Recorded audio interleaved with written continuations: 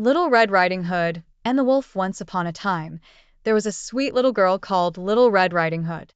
One day, her mother gave her a basket of food and asked her to take it to her grandmother, who lived in a cottage in the forest.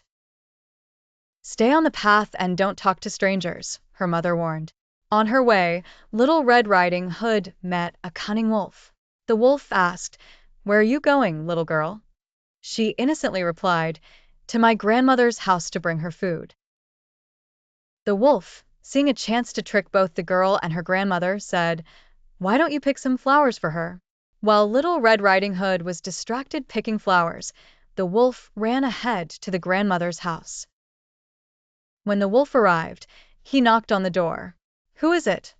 asked the grandmother. "It's me, Little Red Riding Hood," replied the wolf, disguising his voice. Thinking it was her granddaughter, the grandmother let the wolf in. The wolf quickly swallowed her whole and put on her clothes, lying in her bed. Soon after, Little Red Riding Hood arrived at the house. She noticed something was strange about her grandmother. "Oh, grandmother, what big eyes you have," she said.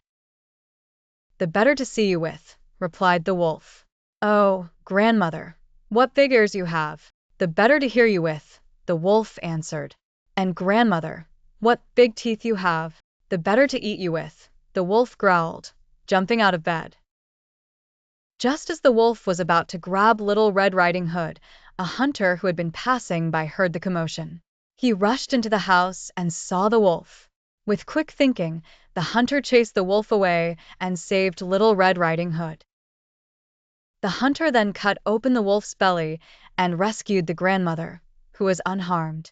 Grateful and relieved, Little Red Riding Hood promised never to stray from the path or talk to strangers again.